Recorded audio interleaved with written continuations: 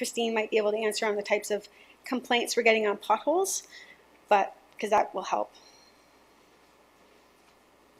Other questions from Council? Councillor Vassic? Thanks for the presentation. I think the report card look amazing.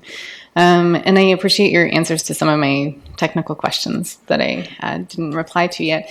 And I mean, I think this really makes a case in the public for focusing on this is just a comment really, not a question, but for really focusing on active transportation. I mean, this is a huge gap and it will continue to grow, and roads cost a lot of money to repair, and there are heavy machines driving on them as climate change continues to wreak havoc on everything, including our roads. I mean, these report cards could also, I think, enhance a case for really promoting public transportation and investing our funds there as well.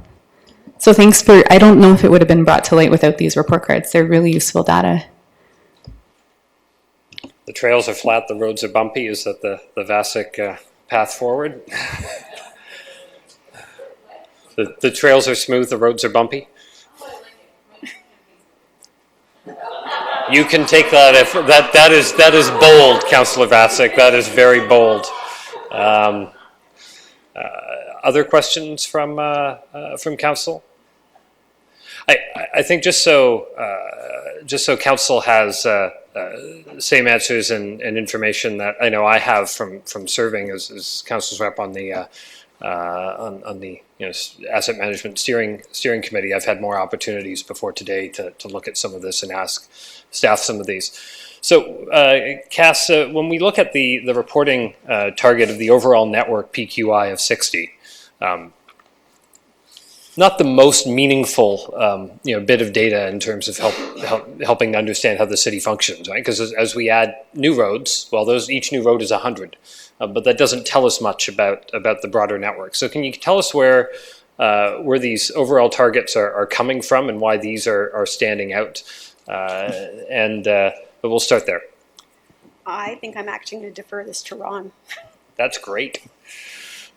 See, I see Ron sitting back there, and I knew we needed to do something to get the folks that were here to come up to the podium. Yeah, good afternoon, Chair Henry and members of council. Yeah, the PQI is, it's a number that I think on one hand is very useful because it's derived very scientifically. We actually hire a consultant who has a van that's instrumented with a lot of sensors and equipment, and they generate numbers for comparison for different pavement conditions across the city's network. But on the other hand, as council are noting, to the average person, it's not necessarily a useful indicator. And I'll give you an example. A brand new road that's paved, one would think it actually has a PQI of 100. And that is the case for about 6 to 8 months until it needs to be crack sealed, because even then, our sophistication of our PQI metrics and with the asset management plan already starts to depreciate that asset, even when one would think it's brand new and it's going to stay brand new for a while. So I think there is some subjectivity here to the number. I think 60 is probably the right number to use based on what Cassandra mentioned in terms of people's perceptibility. But I would agree with council's observations from road to road specifically. It may not be the most useful comparator. But right now, for a dashboard number, it is very useful to give us indications citywide as a target. So the ideas about photographs, about perhaps some other descriptive ways to explain the PQI is something I think staff can take away. And if council would like to see that, I think that's something right. And I think I'm seeing some nods. I think that's helpful. I mean, among the things that we've talked about is the difference between technical levels of service, which are those datums that we're collecting that our technical folks need to be able to procure the right thing at the right time and do the right thing in the right way, and that we also need to report under the regulation of the ministry. But that doesn't help the average person on the street taking a look at it, understand what we're trying to do and what we've done, which I think are classified under community levels of service. They're accessible language around trying to get places. One of the reasons we have a priority around clearing arterial roads of snow in the winter is if you want the ambulance to get into your house, most of the travel is going to be on those main roads, and it's going to do that a lot faster if they're clear. And the last little bit, it sort of is the capillaries in the blood network, and you want to make sure the major arteries are getting the blood through to the most places. So they're at the same rates in the same way based on how many people are using a road, how many goods they're moving, how we're dealing with. So I think there's a level of descriptive things that connect with the images that is more helpful than saying 55. But 57, 57 is great. 53 is really bad. We need to do something about it. That's not an accessible illustration for the public. And I think council trying to have a debate about what to do about this gap doesn't help if we're debating whether 53 is the number or 57 is the number or 55 is the number. That's not really our level of expertise and our level of exposure. I think the community analysis is the helpful one to look at. Thank you. Through you, Chair Henry, to Ron. Just something that Councillor Henry said that sort of stuck for me. So, do we look at this from a target, 60 as the target, based on the kilometers of road average? Is that kind of how we look at it? And I wonder, is that basically saying that? I wonder if there's a better way to look at it in the sense that if 50% of our roads were a 0, or 50% of our roads were at 10, and 50% of our roads were at 100, we'd say, hey, everything's great, because we're averaging to 60. So I wonder if we've thought about that, if that's the right way to look at it, or if there's a different way to look at it. Through you, Chair Henry. Yeah, that's an excellent point, Councillor Bodley. I think there's probably many ways we could look at the number as an index. This one, over the years, has been one that we felt is, again, useful as a number that we can compare, so year to year, so we can track degradation, we can track improvement where we do get to improving roads and reconstructing them. Also, it's a methodology that's used in other municipalities, so we actually have a benchmark, against other municipalities to see where we sit, to make sure that we're not falling behind, or at least putting the right amount of resources to it. So, as Councillor Henry alluded to, it's one number. I think it's important to keep it in context, and you're right, as an average, to look at it sort of as an initial metric, but it's not one that we completely base our decision making on when we go in to reconstruct a road. It's a leading index for sure, but we also, as council knows, look at our underground infrastructure, and whenever we're making a decision to go in and look at an upgrade to any asset for that matter, we want to look at optimizing that dollar that goes into it. So the pavement quality indicators are one, but also the number of water main breaks, potholes, claims, drainage problems. There's a whole range of other factors that go into the mix that when council sees our annual and through our budgeting cycle prioritization of road projects, this is only one of the many metrics that goes into that. Yeah. Seeing no further questions from council, thank you very much for bringing these forward. We'll look forward to seeing you back next month for some more report cards out of the utility section, which deals with many of the items Ron just talked about, going with how we reconstruct roads. Next up, we need to provide direction on these set of items. Mayor Jaworski, seconded by Councillor Bodley. That's do some more report cards and keep doing them. I think the summary. All those in favor? That's carried.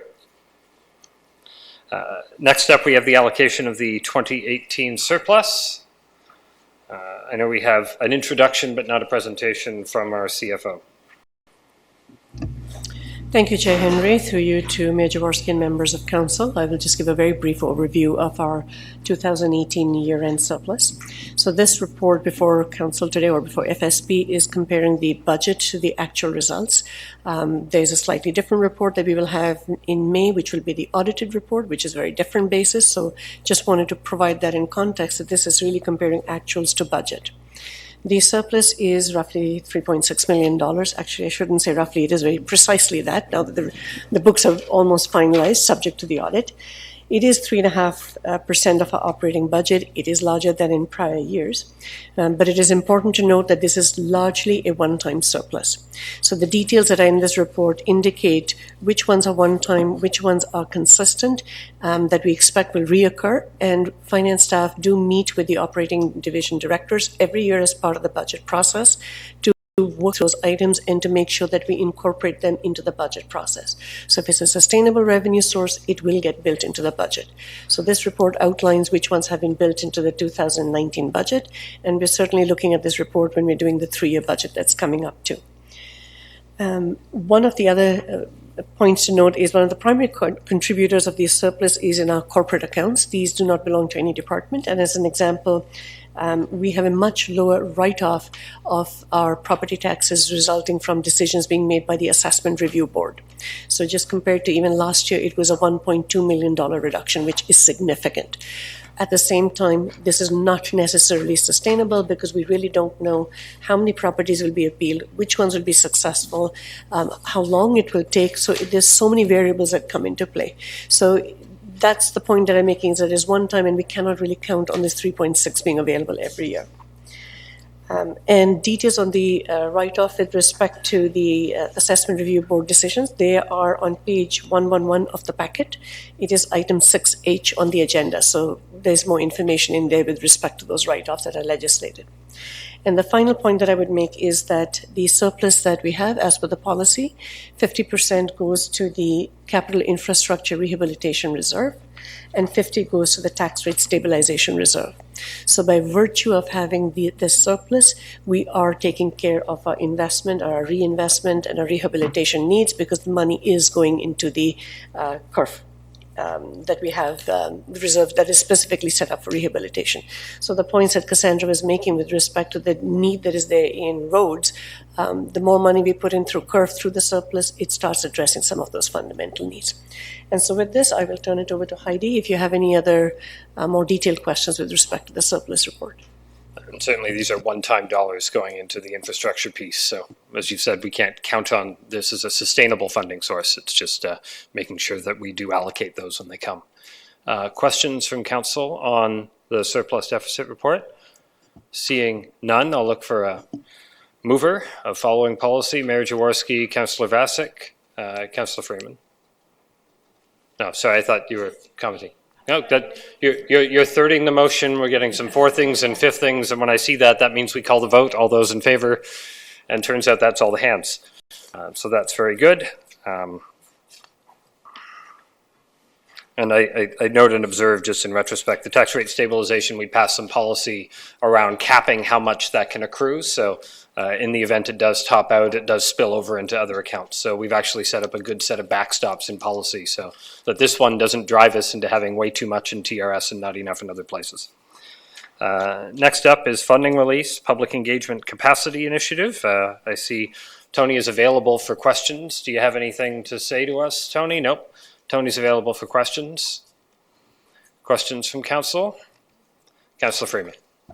I just want to make sure that this allocation of resource is different than this whole branding thing that came up during the budget, that this is a separate process. Through you, Chair Henry, to the councillor, it's absolutely a separate thing. Councillor Freeman, it's related strictly to IAP2 training. Yeah, this one would come under, you would have seen Jim Bowman present to this item out of community services and respond to questions during the business plan, but per the report, it got pulled up into communications because really it's a citywide need and citywide help. So did I get a mover for that? No. Then I'll look for Councillor Vasic, who loves public consultation, and Councillor Hanmer, who, really none of us are slouches on asking for more of this on that file. All those in favor? That's carried.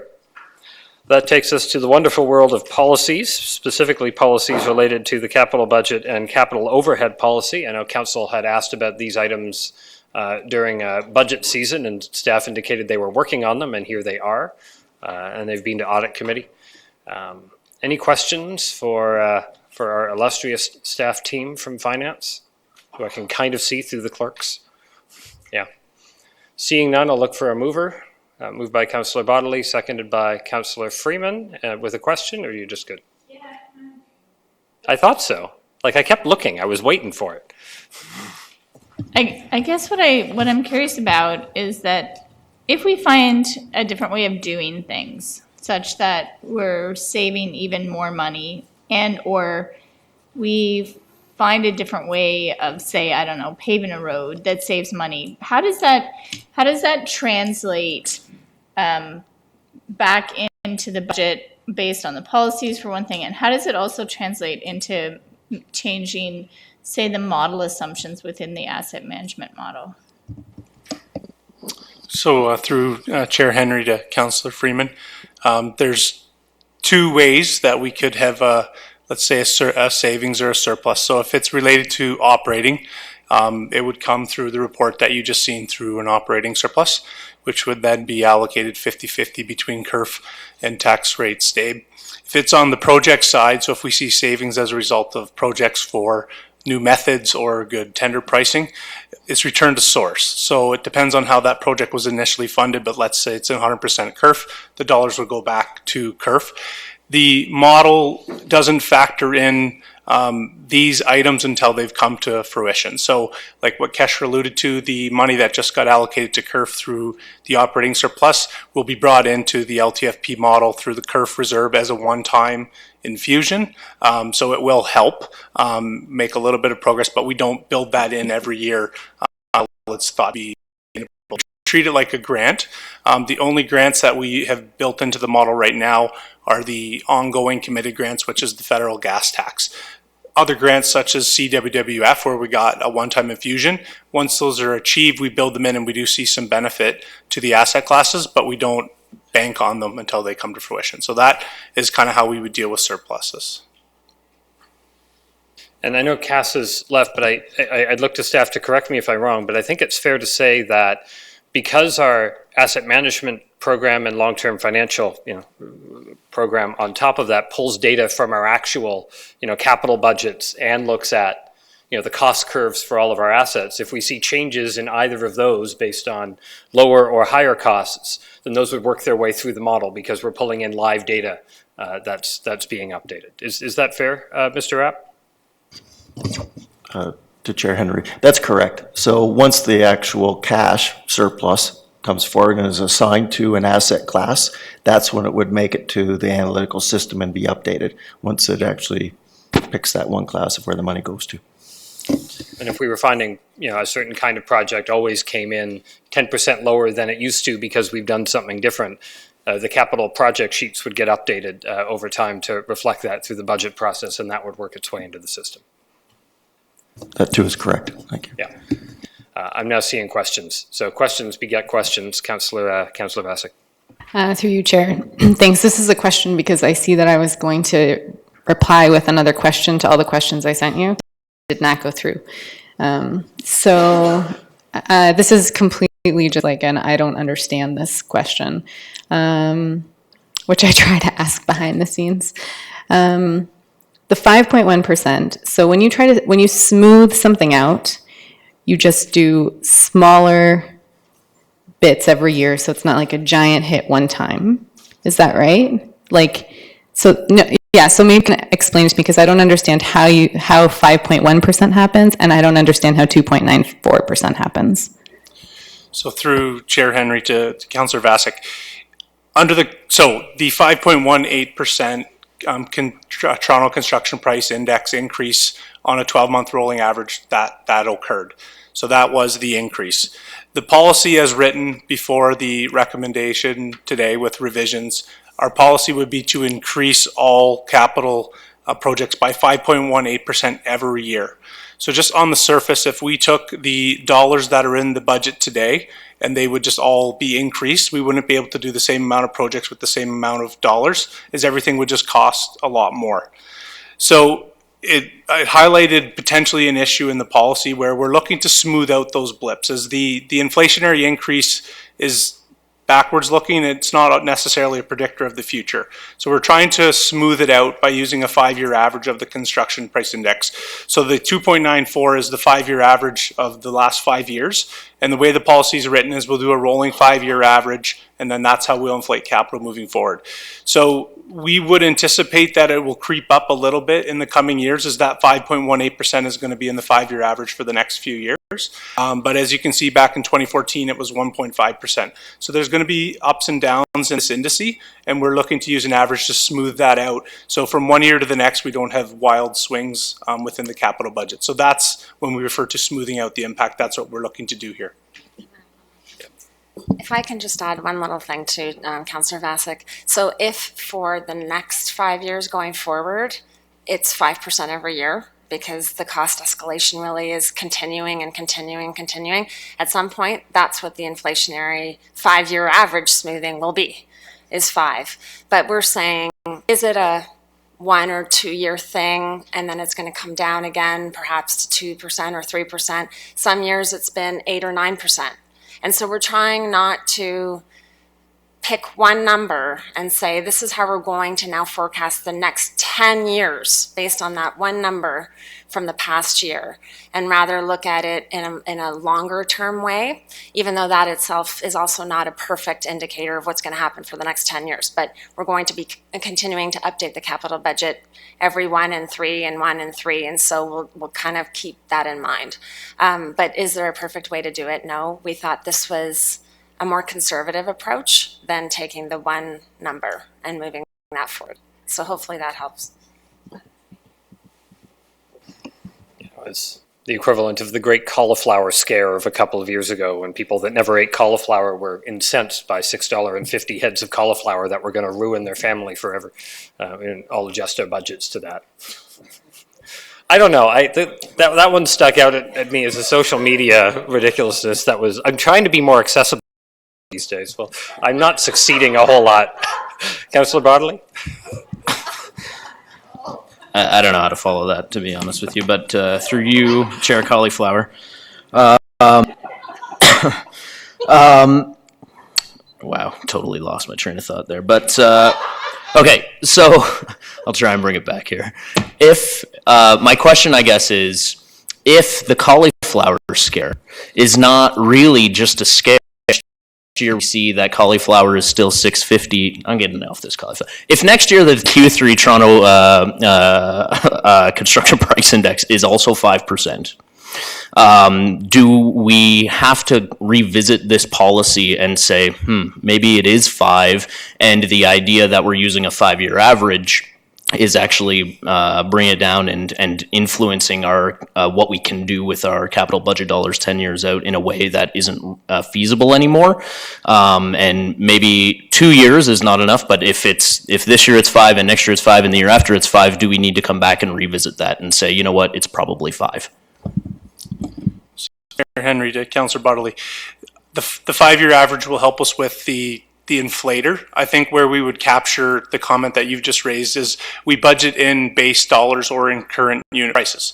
So if the price of doing a said project has been going up by 5% year over year, we will have captured that, and we will reset the unit prices. Everything will cost more, and the dollars we have available will do less with the same amount of dollars. But that's how we would deal with that without having to make another policy change.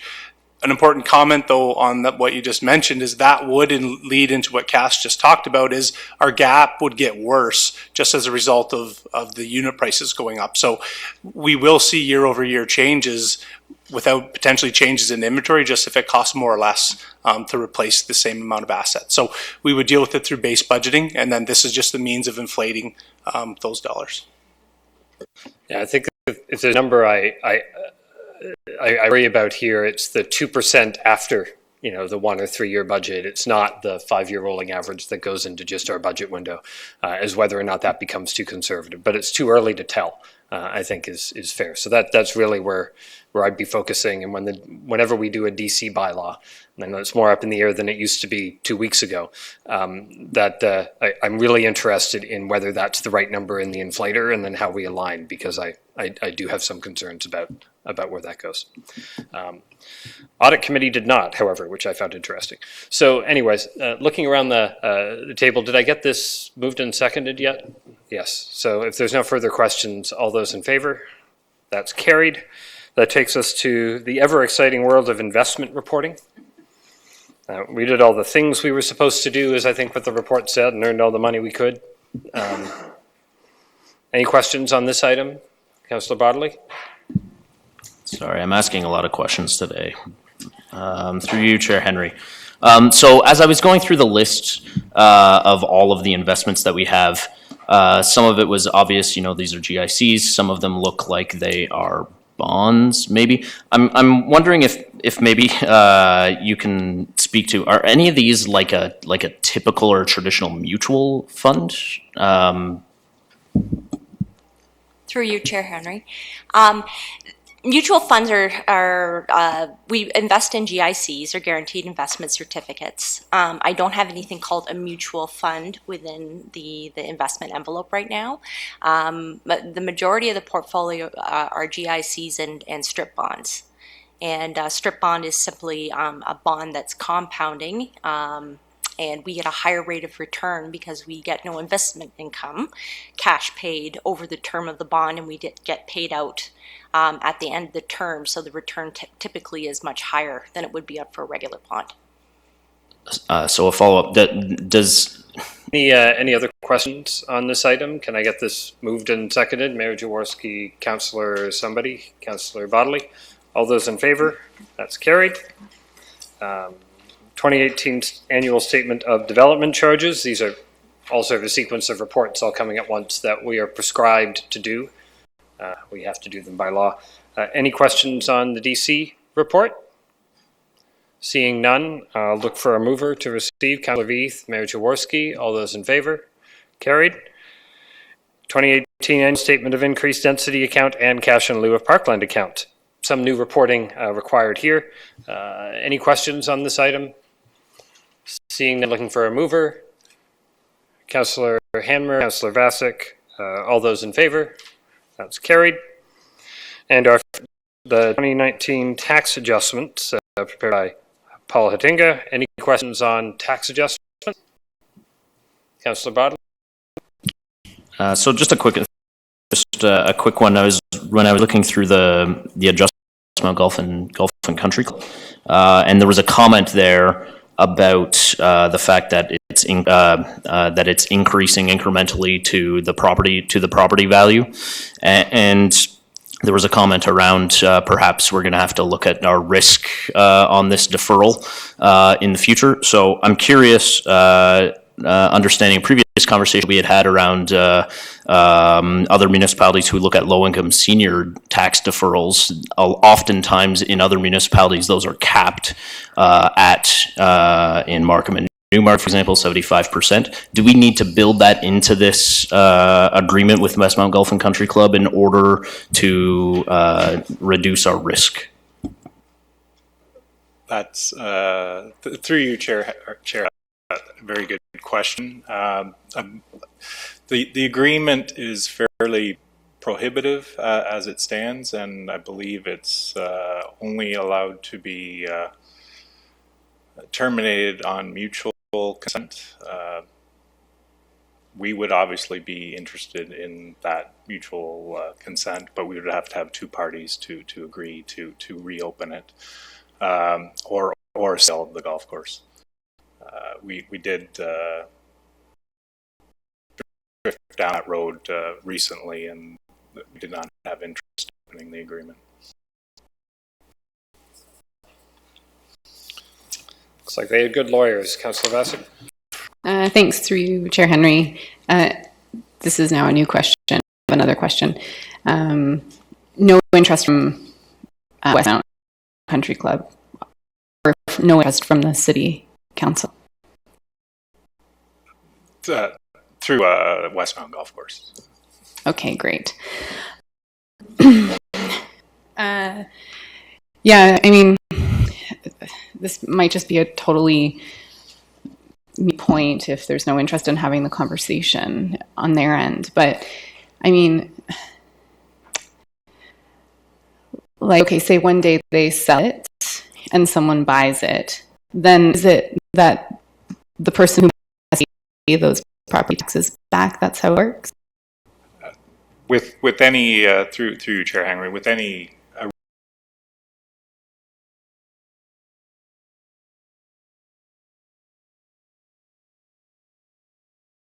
for example, or condo? Through you, Chair Henry, any also play a sport that is financially inaccessible to many people. I play tennis, and I know golf is financially inaccessible. I have major concerns that they have this kind of break, given that it serves predominantly affluent people in this community.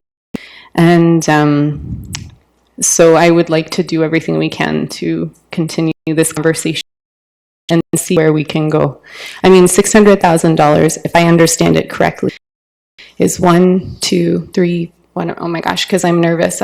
Even saying this, like, I'm just trying to think of, I can usually do basic math, but it's not very many memberships, right? It's about 12 memberships at Westmount Golf and Country Club. So I think that should also be factored into these conversations are ongoing.